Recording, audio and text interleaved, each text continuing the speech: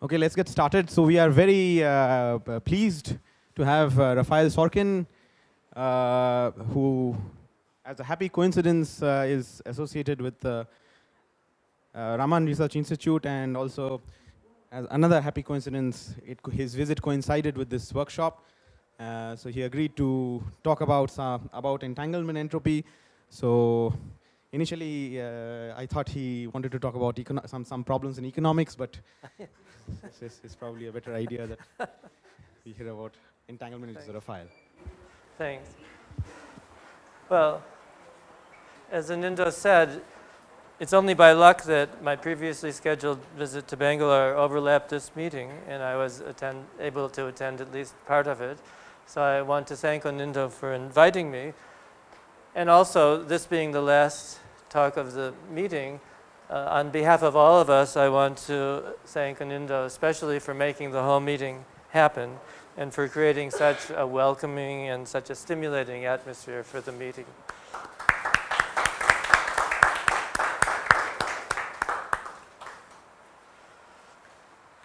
So last year, just down the road at RRI, I lectured on entanglement entropy. Some of you were there, I know. And in connection with those lectures, I tried to make it one part of them, I tried to make more explicit, I think somewhat for my own benefit after the lectures, in fact, I tried to make more explicit my intuition about why and also when an area law would be expected to hold. However, aside from that work and that series of lectures, I've not been working on entanglement entropy recently. And I have no particularly new results to report on that. So instead, I thought what I would do, rather than talking on economics, which didn't seem too appropriate for this meeting, I thought I would try to convey some of the intuition about the area law that I just referred to. And I want to do that especially because I was surprised to find in talking with condensed matter friends at Perimeter Institute that our intuitions seem to differ. My feelings about many things tend to conflict with the intuitions that they've developed for the subject. So especially for the condensed matter people here, I don't know if your intuitions are like those of my friends at Perimeter Institute, but if they are, this is especially aimed at you. Now, what I've just referred to is all heuristic. Nothing will be rigorous. However, part of this intuition, as it's developed in me, comes from a calculation which, if completed, which is very old but never was completed, and if completed, it would rigorously establish an area law in the case of a free scalar field. Not that there's any real doubt about the area law, but I think it's nice to have something that establishes it rigorously, especially because there's always hidden in there the issue of the cutoff. So completing this calculation, I think, offers a kind of nice mathematical physics problem for those who are attracted to some kind of problems, such problems. And I would hope that actually someone here in the audience might enjoy working on it.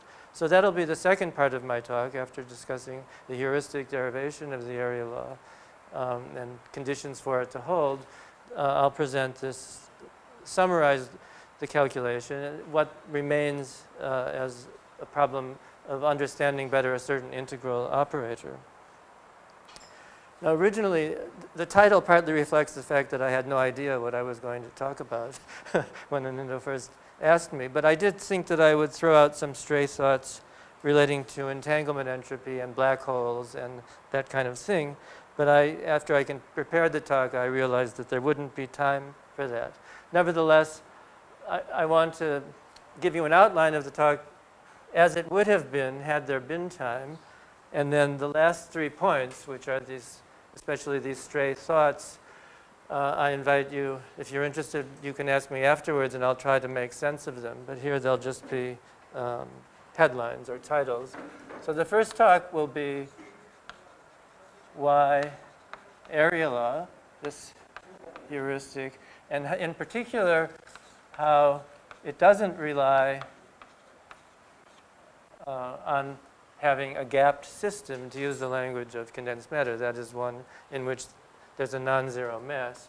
Of course, we've seen that many times in the last few days, because especially the conformal field theories, of course, they don't have gaps, and they do typically often have area laws. Second was this mathematical physics problem. Oh, by the way, sometimes I tend to write too small. So if I'm writing too small, someone sing out and I'll try and write larger. Can everyone read this? Okay, good. So this is the rigorous, this would lead to in particular, the rigorous, I'm not sure which spelling, anyway, the rigorous proof of an area law. And then the three things that I won't really have time to talk about is a gap in proof that needs, this is an open problem, a gap in a proof of the so-called generalized second law for black hole.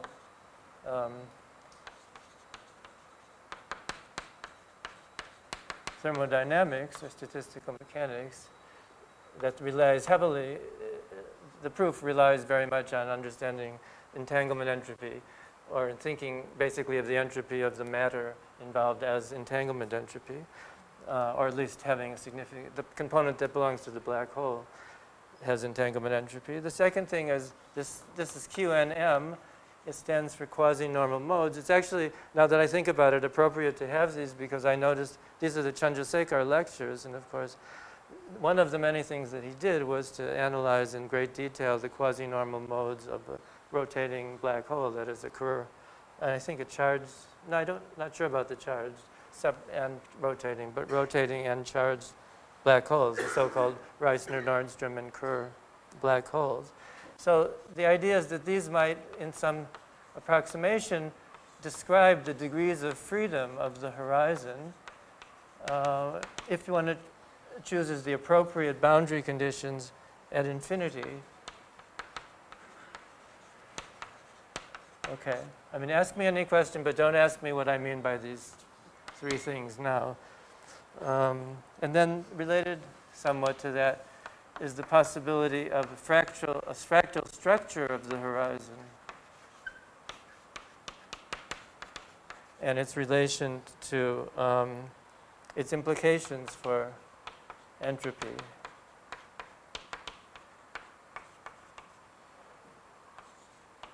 And especially in relation, of course, to entanglement entropy. So that's the outline. These three are later. So let me start with the first point, which is the heuristic or intuitive way of thinking about area laws. So as I said, my condensed matter friends seem to have a different intuition about entanglement entropy than I do. They seem to associate an area law with a gapped system, that is, one in which there's a non-zero mass or a short-range correlation length, and to think that if it occurs in another situation where there's no gap, that that's somehow exceptional if the degrees of freedom involved are gapless, in other words, massless. Whereas I think of it exactly the other way around. It seems to me the area law is the typical thing to find, and if you don't find one, that needs explaining. And I'll talk a little bit about that briefly in connection with the Fermi system later on. But let me first explain why I say that the area law is typical. Now, as was emphasized by Rob more than once, there is no, I mean, if you have an area law that says the entropy is proportional to the area and the constant of proportionality is infinity, you haven't said too much, right? So you have to have it's only if it's finite that you can really speak of an area law. And for it to be finite, you need a cutoff. So let me start by first giving a heuristic argument for why we need the cutoff. It probably can go without being argued for because it's so ubiquitous, but it's nevertheless worth thinking why it is that we run into the need for this. So let me start with a massive free scalar field. of course, I'm doing this in Minkowski space. This is a relativistic scalar field. So when I say grad phi squared, I mean precisely eta mu nu grad mu phi, grad nu phi, eta mu nu being the Minkowski metric. And even less needing to say is that I've set C to 1, and also I will, like I'm sure everyone else did almost, set H bar to 1 when it's relevant. So let's assume temporarily, although the case of most interest will be the massless case, let's suppose that the mass temporarily is not necessarily equal to 0. So I have this term in the Lagrangian. And let's consider the entropy associated with a sphere of radius r. So now I'm thinking of this sphere in a space-like surface, as was described several times before, say a t equals constant surface. So at fixed t, we're interested in the entanglement between this portion, so to speak, of the scalar field inside the sphere and the portion outside the sphere. But since there's no intrinsic scale in the problem except for the radius of the sphere and the mass of the field, and since entropy is a dimensionless quantity, it's obviously that it can only depend on the mass and the radius through the combination mr. So S must equal some function of the product of the mass of the field and the radius. Now suppose we take r to go to 0. So think of shrinking the, so there's two possibilities. One is, of course, that this is infinity, which is, we know, in fact, the right answer in the continuum. But let's suppose, I want to give a sort of proof by contradiction that it must be infinite. So let's suppose that the entropy were actually finite. Suppose this was a finite function. And now consider the case that the radius of the sphere goes to 0. You shrink it down and down. Well, if the entropy is finite and you shrink the entangling surface to 0, in the limit nothing is entangled with, is there to be entangled with anything. So we expect that in that case, it's not a proof, everything is heuristic here, but in that case we expect that the entropy goes to 0. But now let's see, what does that mean? It's really, the argument here is only m times r. So instead of holding m fixed and sending the radius to 0, we could equally well hold the radius fixed and send m to 0. The result will be the same. That would say that the entropy would go to 0. But that's crazy, right? I mean, if you have a sphere of fixed size and you send the mass to 0, all you've done is increase the correlation length. And so if you have more correlations, you expect more entanglement and not less. So it doesn't make sense that the mass, that the entropy, this result doesn't make sense. And the only escape from it is, this nonsense is that S equals infinity. So this is the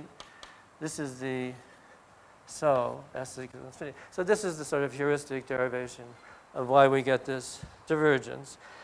And the only way out is to have, I mean, as I think we all know here, when you try and work out the infinity, you see there's an ultraviolet infinity, and it's come up many times so far, and will come up again in what I'll show, that it's an ultraviolet infinity. So to tame it, you need an ultraviolet cutoff. But also, you want it to respect Lorentz invariance.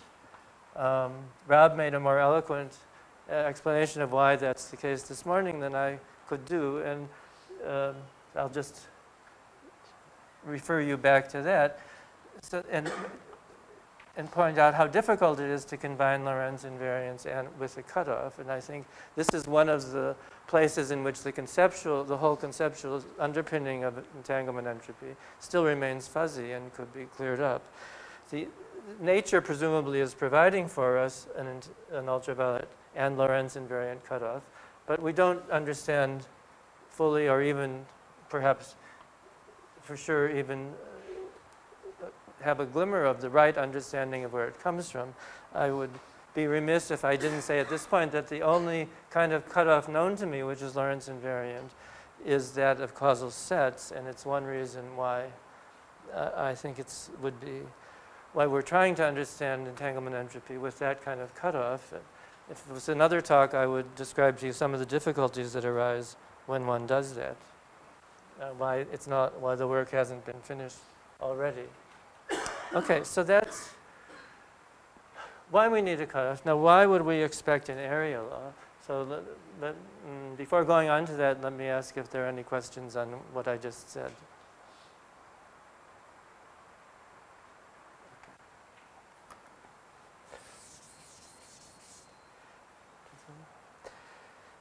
So let's just slightly deform this picture.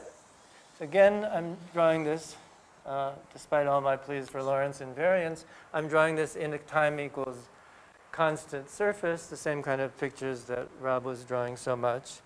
And I only didn't draw a sphere because I want to emphasize that the argument here is more general. It doesn't rely on any particular choice of geometry of this entangling surface. And I've called the region inside B, therefore this entangling surface I've called boundary of B, and then the region outside I could call B prime, so that the whole 3 space is just the disjoint union of B and B prime. So this whole thing, all these things belong to what we might call a T equals constant Cauchy surface, or just flat spatial slice of space-time. Now, suppose that within this surface, sigma, suppose that we expand the field in modes, but not plane waves. Plane waves are not useful for making the argument that I'm going to make. Instead of plane waves, I want something like what people call wavelets. I don't, for those who know that terminology, I don't mean it in the technical sense of a wavelet expansion. I'm not even sure I could give you the right definition of a technical wavelet. But I mean just some sort of excitation of the field that's approximately localized both in space and in momentum space. Okay, so some kind of wave packets. And there are many choices of these as basis modes. Now there'll be three possibilities for this. It can be entirely, it's not precisely localized. This is not a sharp boundary. It's just meant to show that it's kind of localized. Its precise edges of this are fuzzy, of course. But if I have it sufficiently far away from the boundary, then it's entirely within B prime. On the other hand, there's another kind, like this, which is entirely within B. And then the important ones are those which are partly inside and partly outside. So you might say that they straddle the boundary. The claim is, or the derivation I'm about to give is based on the intuition that it's these that are responsible for setting up an entanglement. Why would that be? Well, see, this is one particular mode. So imagine either it's excited or it's not excited, or there's a particle in that mode or there's not a particle in that mode. If it's excited, then it's excited here and it's excited here, and that sets up a correlation between here and here. But there's some other amplitude for it not to be excited or to have an opposite phase. That sets up a different field here and a different field here correlated. So it's a typical entanglement situation, like in the EPR setup. Yeah? Oh, good question. All possible sizes. So we'll see that we want for each range of momentum, we want some, and we want for each location to have some. So they're intended to fill up phase space, so in some uniform way.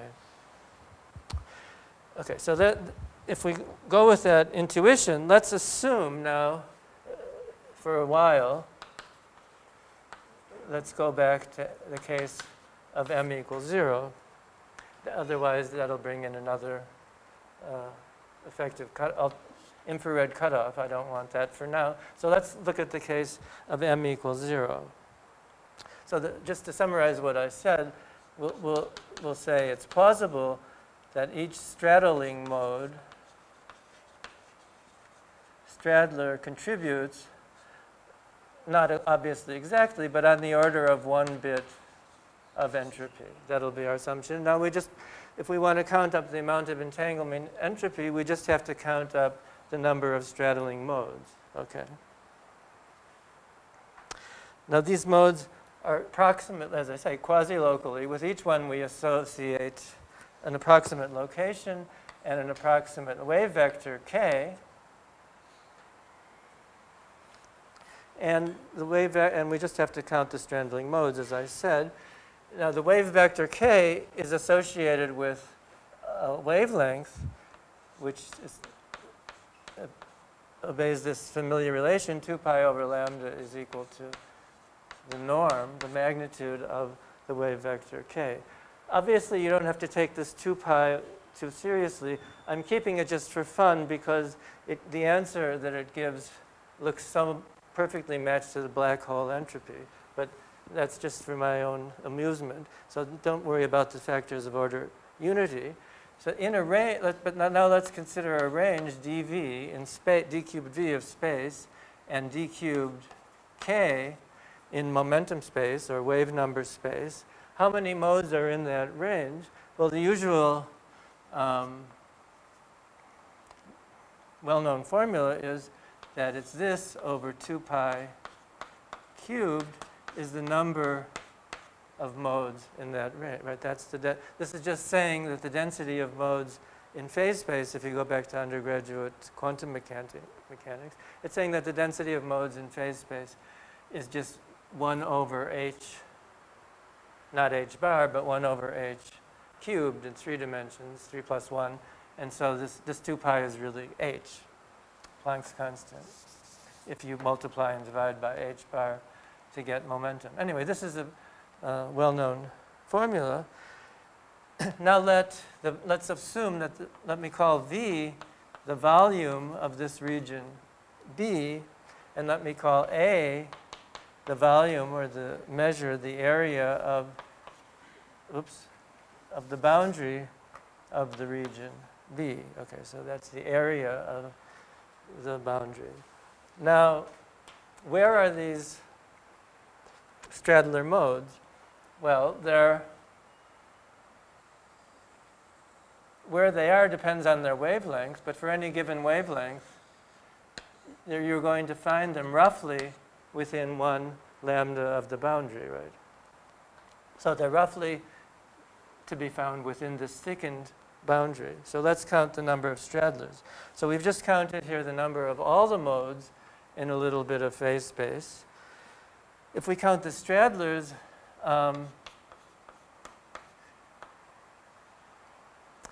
instead of having, the fraction at any given wavelength, the fraction of those which are straddling the boundary will just be equal to the ratio of this volume to the whole volume. So it'll be equal to the volume of this will be typically lambda A, right? So it'll be in the ratio of lambda A over d cubed over V. And so if I just make that replacement of d cubed V with lambda A d cubed k over 2 pi cubed, then I have a count of the number of straddling modes. And now I just have to do the integral and see how many straddling modes there are. So but now where do we integrate it? So we're going to do this integral. So this is the number of straddling modes, which we said is roughly going to be equal to the entanglement entropy and this heuristic derivation. We have to do it from some minimum value of k to some maximum value of k. Why is there a minimum value of k? Because if the mode is too big, then it can never straddle. The whole region B is just sort of in this penumbra, or this little fuzzy region where it's not defined whether the mode is there or not. So the minimum value of k, which is the effective infrared cutoff of this integral, is going to be equal to 2 pi over L, where I've called capital L, the typical size, let's call it the diameter of that region B. Okay. And what about K max? Well, K max is our, of course, coming from our ultraviolet cutoff that we know that we need. So that's equal to 2 pi over little l, whereby little l is, that's my UV cutoff. I see that that's an unfortunate notation because Rob was mainly using little l to mean the size, the diameter of the corresponding region. I don't mean that at all. I really mean, I think what was mainly being called epsilon or delta or something like that. It's the UV cutoff. So if we do this integral, then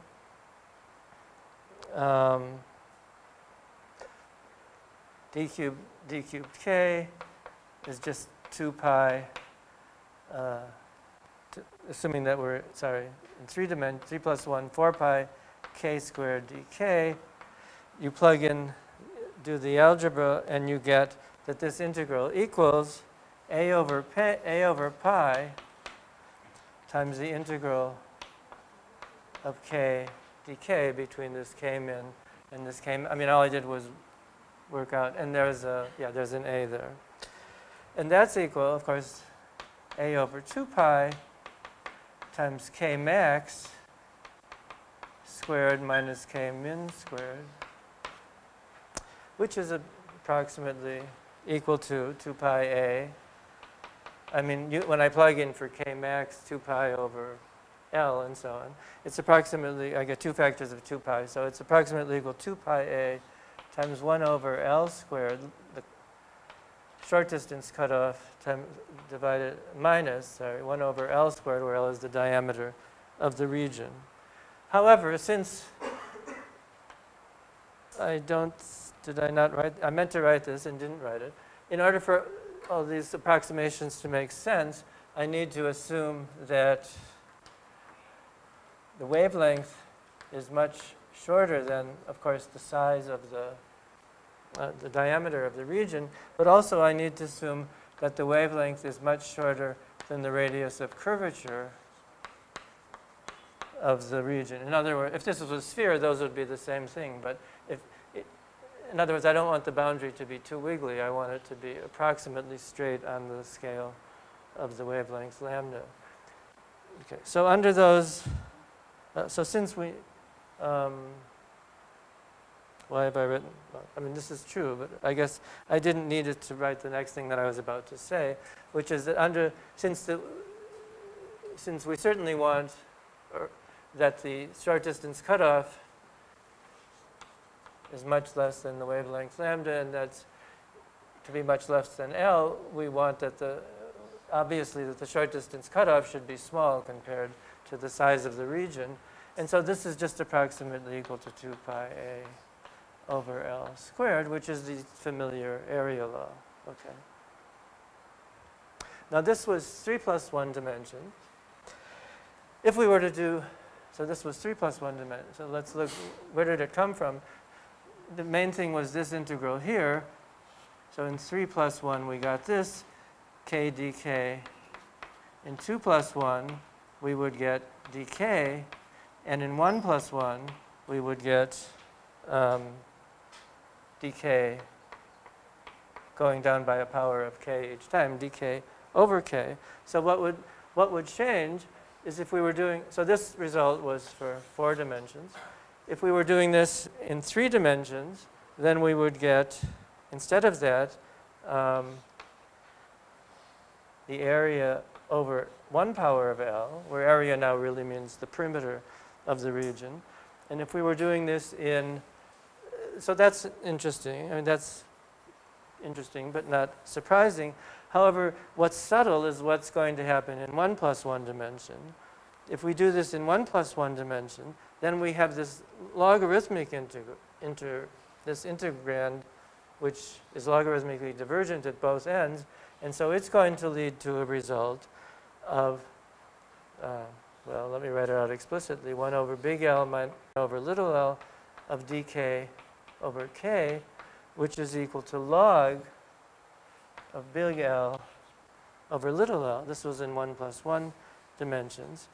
And so the same intuition which gave us the area law in 3 plus 1 and in 2 plus 1 is giving us, in 1 plus 1, is giving a logarithmic dependence of the form that modulo the change in notation is the same form that Rob and other people were writing out over and over again earlier.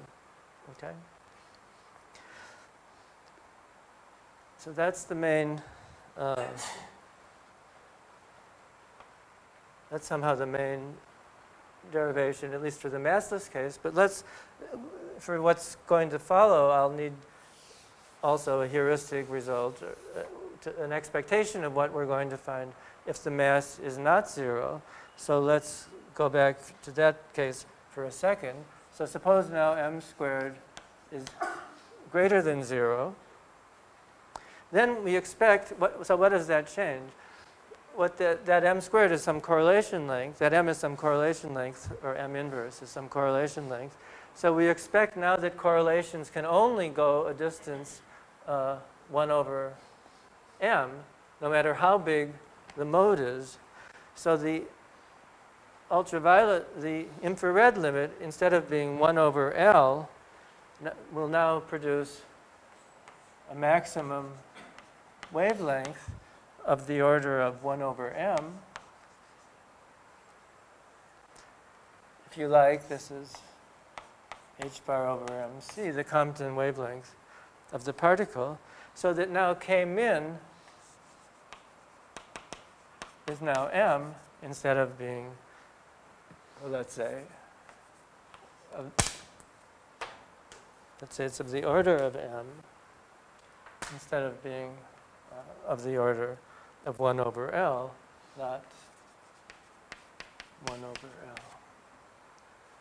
There, going through the same thing, you find that the entropy now associated with the mass m will go, I'm doing this now in 1 plus 1, which is the only case that we really can. See, in higher dimensions, the exact value of the infrared cutoff doesn't much matter because the answer is dominated by the ultraviolet cutoff. But in 1 plus 1, it does matter, dimensions. So let me just introduce this notation. By this I mean two-dimensional Minkowski space. So in that case, we expect the entropy to go like, log of 1 over, instead of, little l. Instead of capital L over little l, we have 1 over m little l. So this is the 1 plus 1 dimension. So that's what we would expect. Okay, so that's the first, or the most hand-waving. Now I'm going to give two more, some less hand-waving arguments, and then I'll go to the rigorous, at least I'll quote for you the result of the rigorous calculation and set up the nice mathematical physics problem. But let me pause here, and are there any questions? This has sort of the kernel of what I wanted to say heuristically. So any questions on this?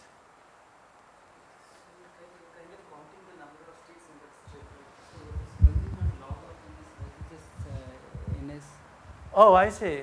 Well, it's each, yes, so the claim was that each mode provides one bit of entropy. So if I wanted to count the number of quantum state, I mean, each one of these, if you just very crudely, is like a two-dimensional Hilbert space.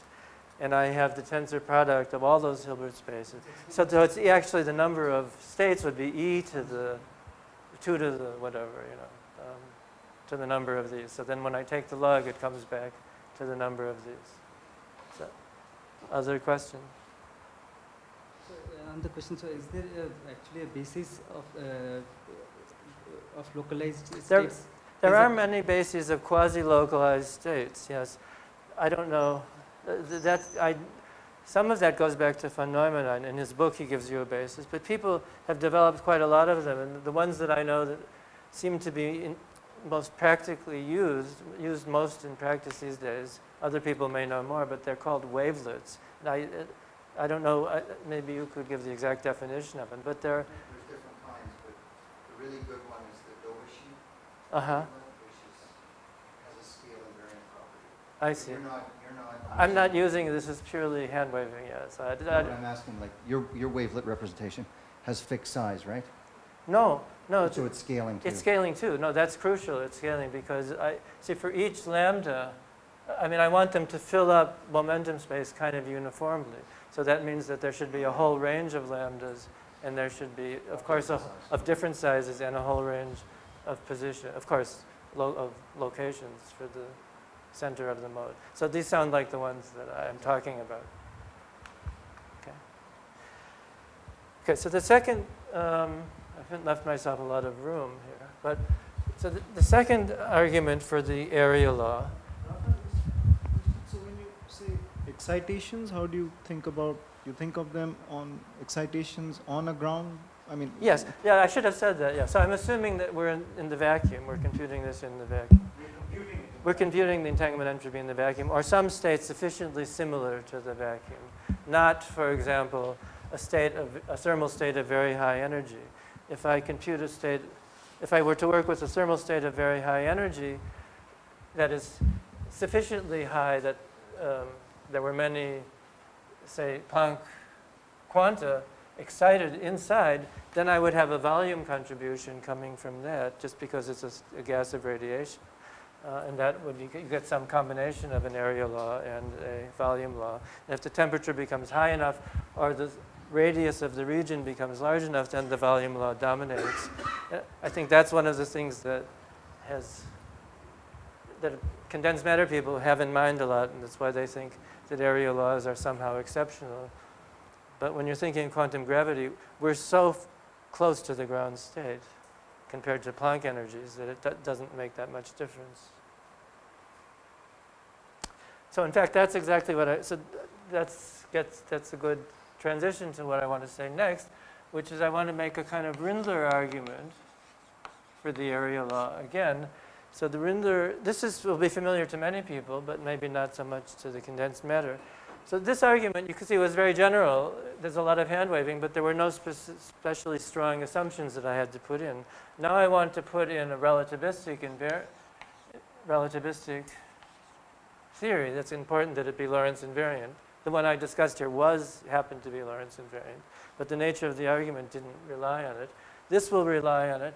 And instead of an arbitrarily shaped region subject to these conditions, I want to use a half space. So now my region B is a half space in R3, or whatever dimension I'm in, and B prime is the other half of the space.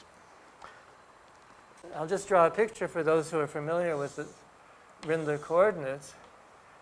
You use a kind of time coordinatization, which is given by these boost killing vectors, and you describe, and we're looking at the whole space-time region, which corresponds to the space, which is in fact the domain of dependence of the spatial region B, also very closely connected to something that Rob talks about, although he did it for a disk and he had a more sophisticated kind of change of coordinates. This is a very simple one. But this is, so the, what one finds in this case is that with respect to a family of observers who follow these world lines and for whom this and this is a horizon, a future and past horizon, with respect to those observers, they see a thermal gas of radiation. Now, that has to be qualified slightly, and here's where the little bit of hand waving comes in. They see a temperature-dependent thermal gas of radiation. Okay, so it doesn't mean, it can't be described exactly equivalent to the flat space thermal gas, but I'm going to make the approximation that it can and see what it tells us. The claim is that this will lead to the entropy going like 1/6 log of L over L, where L is some, so I've put, this is L here, so I'm considering maybe a mirror or something here that sets a boundary condition, so I only consider this region. And I'm considering that an entanglement between this region and that region. And so I get, we'll see that I won't derive the 1/6 for you, but you can take my word that it comes out. And a question which I'll restate later is, do we get what we expected, which was 1/6 log of 1 over ml when m is not equal to 0. But we can do the calculation. I don't know. The algebra is more complicated when there's a mass, but when it's massless, everyone knows the formulas for black body radiation, and we can just plug them in, and we can actually derive this formula. So I just wanted to briefly run that down. If you're familiar with it at all, you can redo the calculation very simply. So here's the little calculation. I'm doing it in 4 dimensions.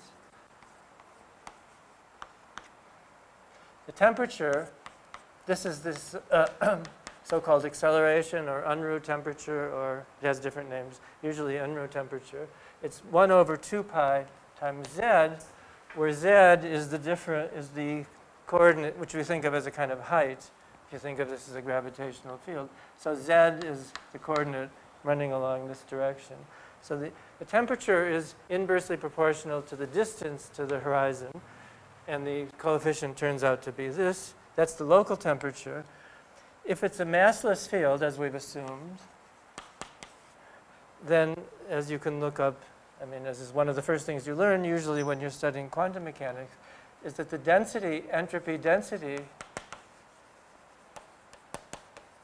scales like 1 over t cubed in 4 dimensions. Basically, it's just the number of photons per unit volume, if these are electromagnetic.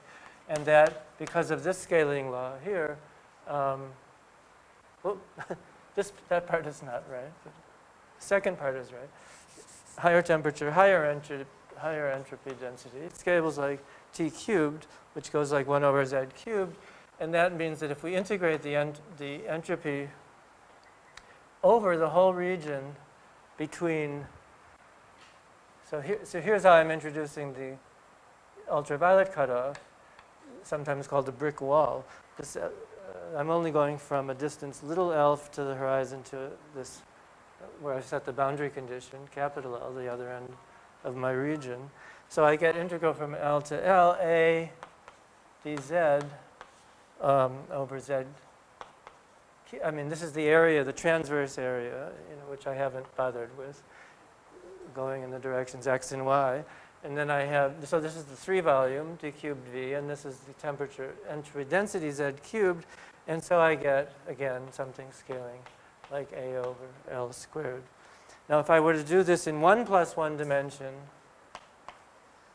I would get now the entropy density, instead of going like t cubed, would just go like t. For some reason, I wrote 1 over t, which is rubbish. So it would go like 1 over z, and I would get the integral from L to L dz over z, which goes like log, same result, log of L over L. And as I mentioned, if you look up the right coefficients, what is it called, Stefan Boltzmann, or whatever it's called. If you look up those coefficients and plug them all in, you actually get the exact, despite the fact that you can't really use the constant temperature approximation, you get exactly the right coefficient here of 1/6 in this case. Okay, so that's the second heuristic derivation. So let me stop again. Are there any questions on this?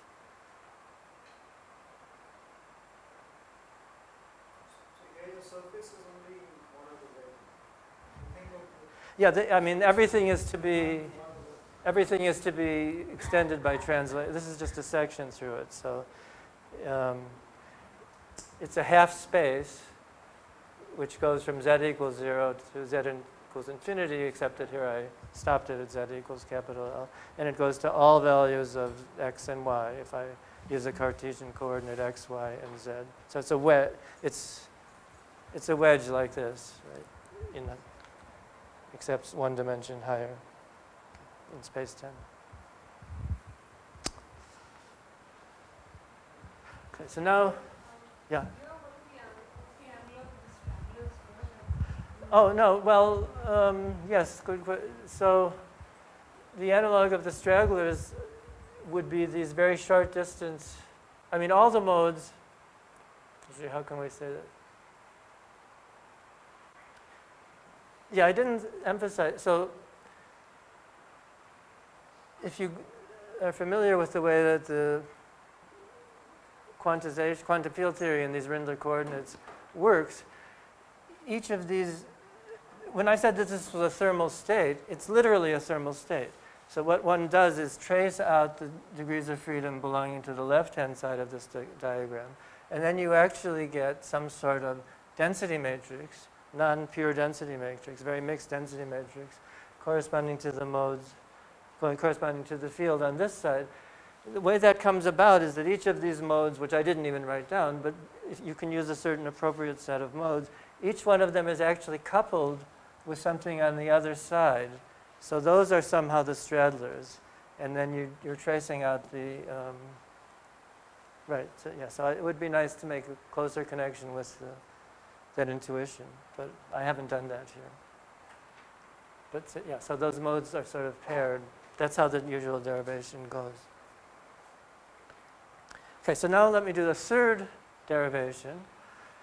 And this is the one that's going to lead to the first of all, I want to do it because it shows what's, in my view, wrong with the intuition that gapless leads to failure of it shows why it's, despite the fact that there's no gap that we're dealing with a massless field, we nevertheless get an area law. That's, so far, we don't see it from this calculation.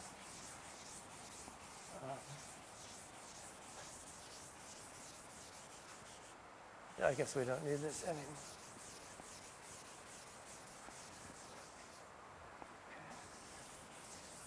So I'm not going to not anymore assume relativistic invariance. That wouldn't be a good idea if you wanted to apply this to the Fermi gas, something like a neutron star, for example. But I still will simplify to the half space case, so I didn't need to erase that. So we can have a half space in R to the d minus 1. What do I want to, and for the moment, I want to consider a massive scalar field again. So I'll take m squared positive. We'll set it back to 0 in a minute, but to see what's going on, it's helpful to consider the more general case where it's positive. Again, we'll have the coordinate running this way as z, the coordinates running in the other two directions. I'll call sort of, or we could call this one x3. The other two coordinates, x1 and x2, collectively represent by x. Okay, try another one. I'll correctly represent that by x perpendicular direction. So those are the ones you don't see on the drawing in the board. What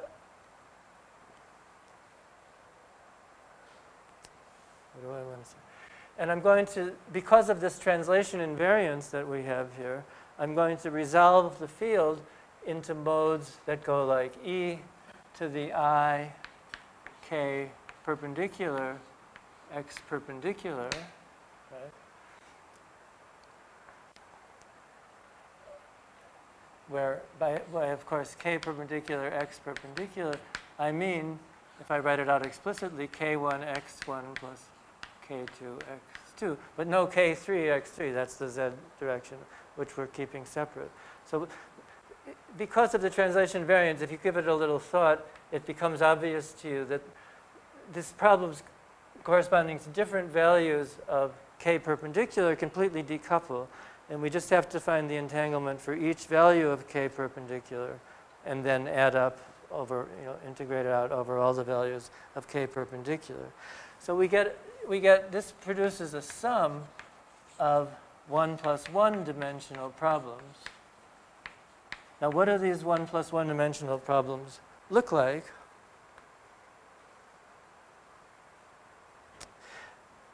So I claim that they all look the same, except that there's an effective mass for each of these one-dimensional problems, which is shifted from the original mass. Maybe I'll call it m naught, the actual mass of the scalar field. It's shifted from that by an amount depending on the transverse momentum, so by p squared. So basically, m gets shifted from m squared gets shifted from m naught squared to m naught squared plus p perpendicular squared. Now when I write out the field, now let me justify that statement. So when I write out the field, I think of it as a function of t, z, and this, and this x perpendicular, which is equal to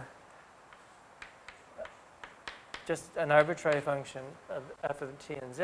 That's our two-dimensional problem, times this e to the I p perpendicular x perpendicular, this kind of mode that I was talking about here. Okay. If you plug this into the Klein-Gordon equation, the Klein-Gordon equation originally was box minus m naught squared phi equals 0, of course. If we plug that in, then each of the transverse derivatives in here brings down a factor of p, and you end up with an effective two-dimensional Klein-Gordon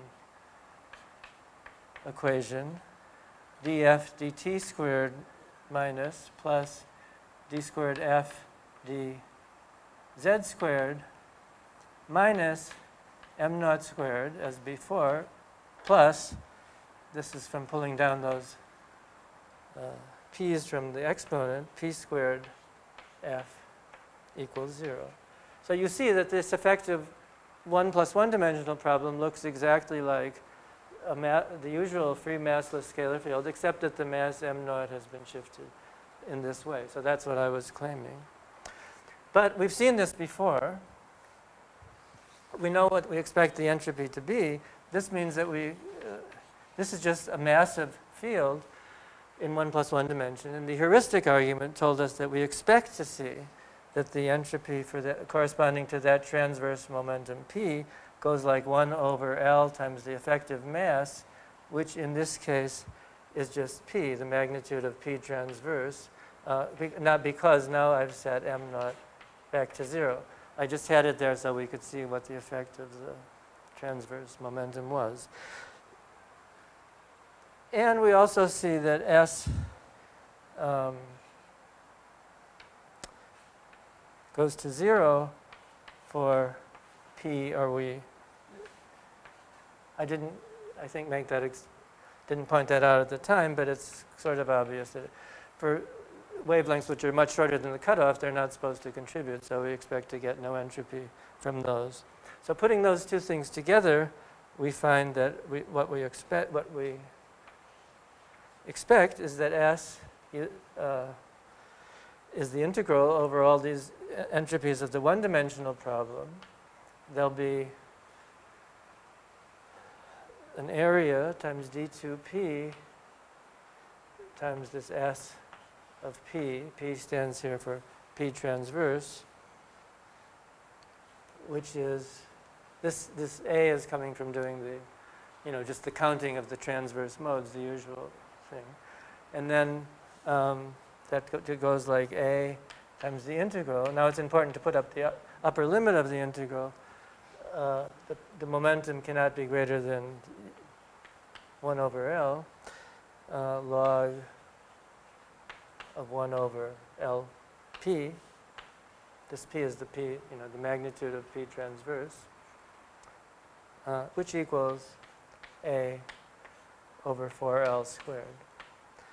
So that's our third derivation of the area law.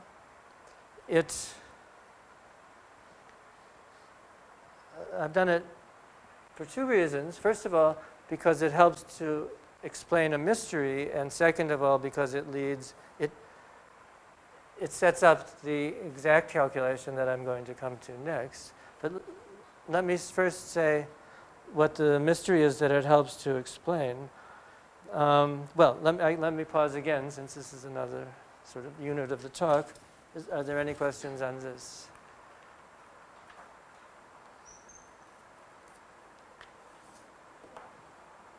Okay, so the third, so the mystery that I was talking about is that it helps to explain why we get an area law even in the gapless case. Now, whether or not that's a mystery, mysteries are sort of in the eye of the beholder.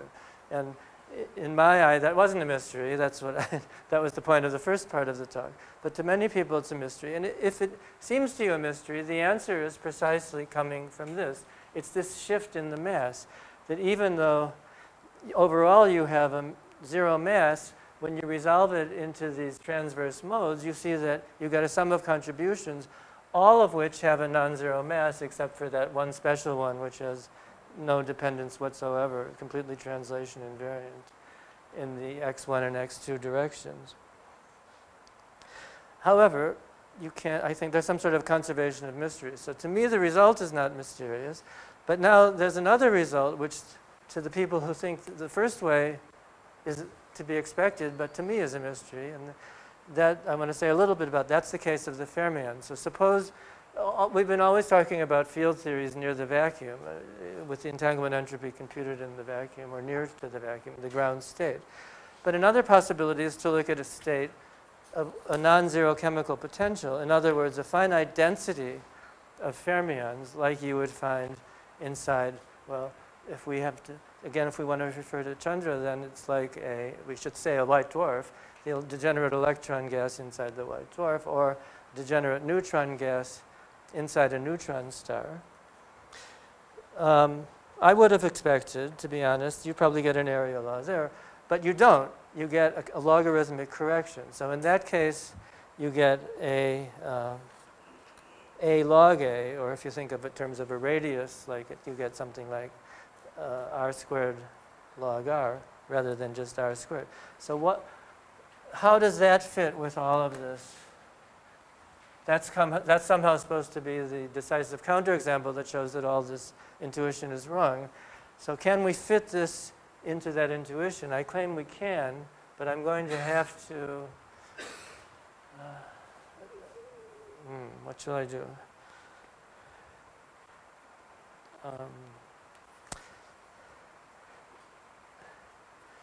Let me draw a picture, and it may be largely incomprehensible. This is the Dirac sea, that is the filled up, this is the Fermi surface. What I think is important here, yes. What I think is important here is that in the neighborhood of the Fermi surface, the dispersion relation looks linear, even though it's, in this case, I drew a non-relativistic one. And the effect of, see, I argued here that the effect of the transverse momentum was to shift the mass. The same thing happens here. It shifts the Fermi surface down, but even if you shift it down, it still looks linear. So instead of looking like a massive field, it looks like another massless field for all the transverse momenta. And so the log doesn't go away. That's, I think, is the explanation. I think that anyway, this is, a paper is coming out on this that I'm reading with Anusha Chandran and Chris Lauman. So that hopefully will be out in the not too distant future. You can refer to that for the details. Personally, I'd like to see I think there must be an even better explanation where you think of a fluid, anyway, but I think that resolves the apparent contradiction. And so let me now finish by setting up this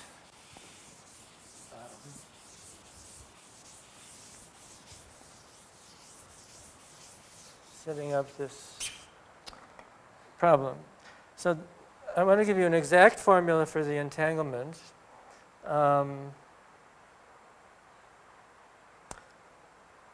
Since I'm really running over a little bit, let me just write down the formula. I wanted to explain a little bit where it came from. Again, it's for a half space. Again, we have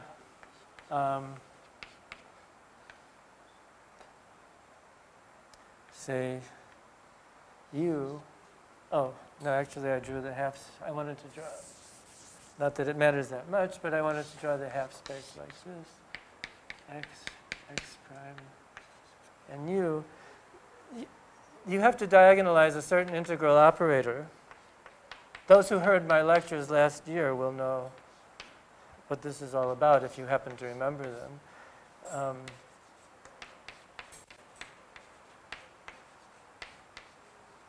It says U, where W is basically an operator which is the square root of minus Laplacian. You now decompose it exactly into one-dimensional problems, just as we've done here, and you get that the result, oh, I better write out what the entropy is in terms of lambda. It's a sum over eigenvalues of this operator lambda, which I can write formally like this.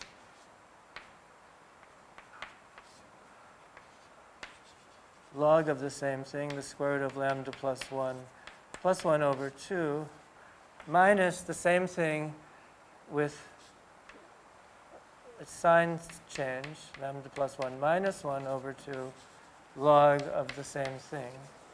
So you need to diagonalize this and then do the sum over the eigenvalues.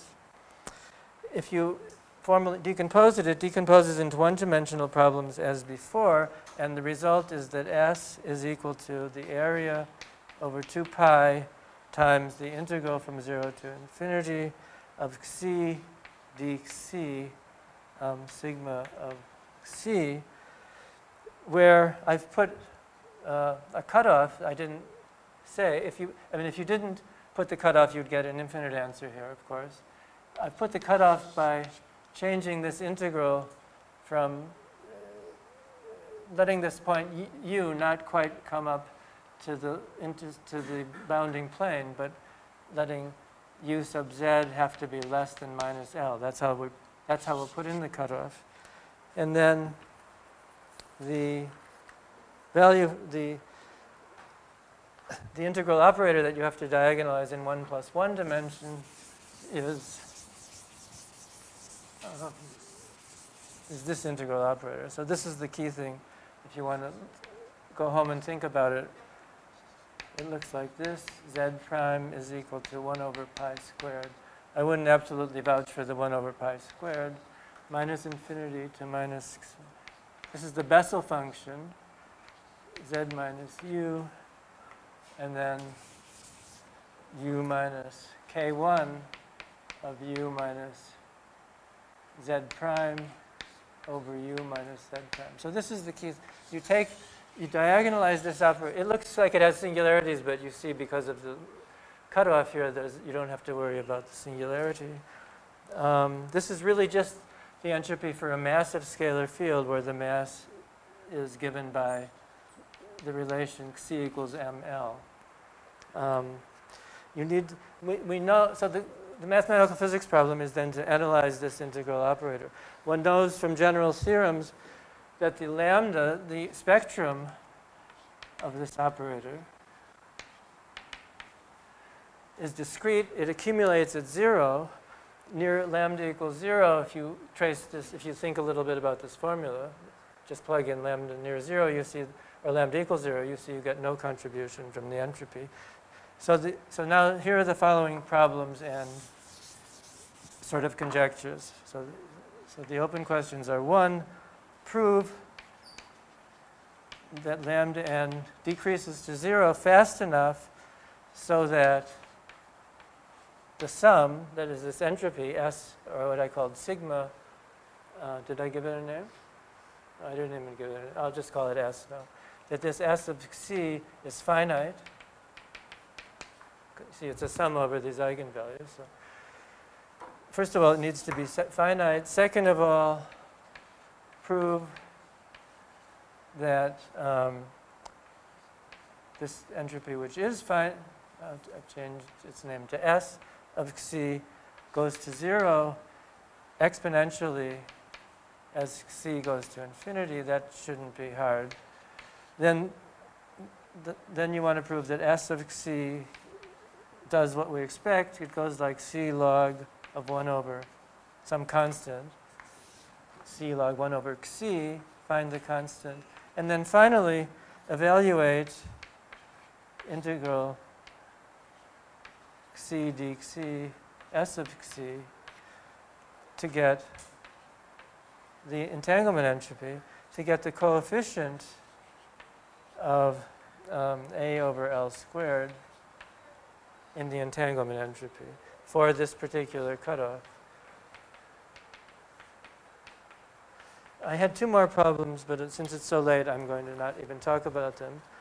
You can also ask me about those later, but I just want to finish with a remark that you might say, why do you care about this? it's just some non-universal blah, blah, blah. Why do I care? I mean, the first thing is to actually give a rigorous proof that that there is an area law, but no one much doubts that, but it would be nice to have a proof. But why am I harping on getting the exact value of the coefficient? Well, for this particular cutoff, I wouldn't think that it's all that important, because this is not a very physical cutoff. But if we had the right physical cutoff, then I think it's actually very important to get the coefficient. And I'll give two reasons. The first reason is related to Rob's talk earlier. It seems to me that if we understood that properly, it might be much easier to read out this kind of central charge without trying to dig out deep into the power laws, some finite thing, or using trickery. If we just frankly looked at how the entanglement entropy depended in leading order on the cutoff, that could give us a new kind of handle on the C-theorem type of result. But the second reason is to do with, which to me is the more important, more telling one for me, is to do with quantum gravity. If we had the right cutoff, this is a non-universal thing, but I think it's a general fact about physics that it's precisely the non-universal quantities, just because they are not universal, that give you direct information on the microscopic physics. Things which are universal, essentially by definition, can't tell you anything about the microscopic physics. But we would like to know, is there really discreteness at the Planck length? What's the real scale of the discreteness? And one way of getting a handle on that is by computing something like an entanglement entropy, or ultimately we would like the full black hole entropy and comparing it with a known formula. That'll give us the answer to what is the true scale of atomicity or new physics that has to come in from quantum gravity. So that's a kind of plea that these non-universal quantities are not at all boring. In some ways, they're more important. And so that's the other reason why I think it makes a nice problem. And I think I'll quit there.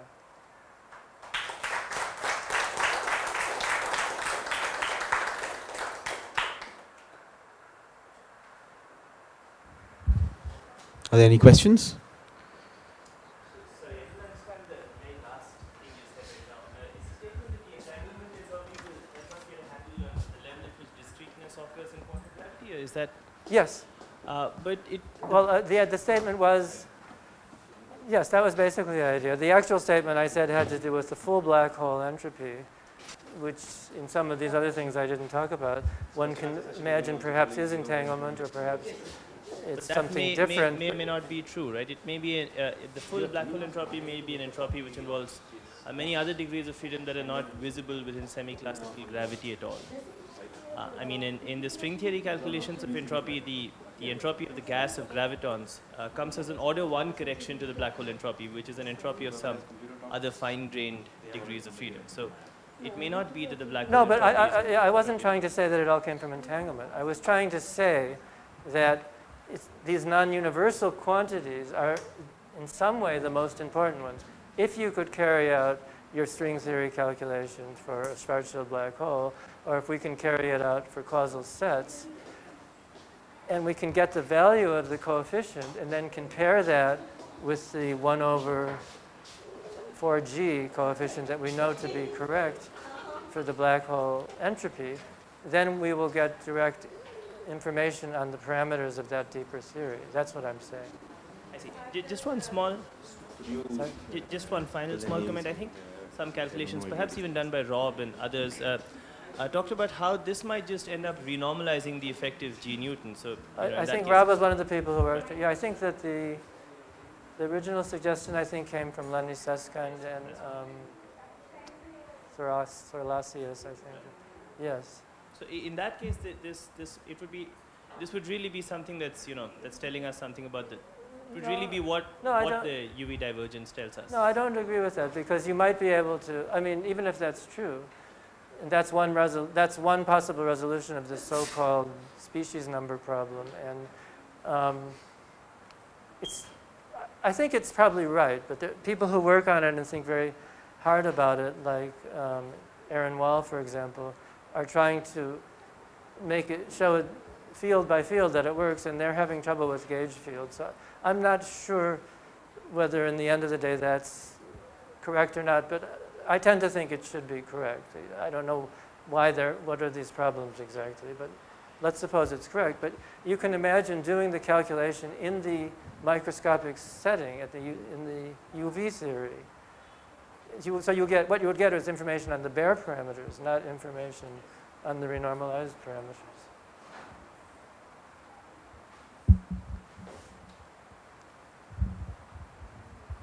Any other questions?